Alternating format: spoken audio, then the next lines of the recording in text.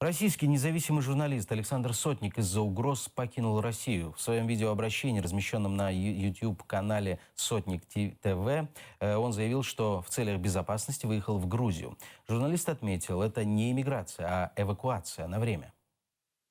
Незнакомый абонент с неопределившимся номером, доброжелатель, позвонил мне и сообщил, что они готовы потерпеть меня еще до октября месяца, после чего принято решение перевести меня в овощной отдел.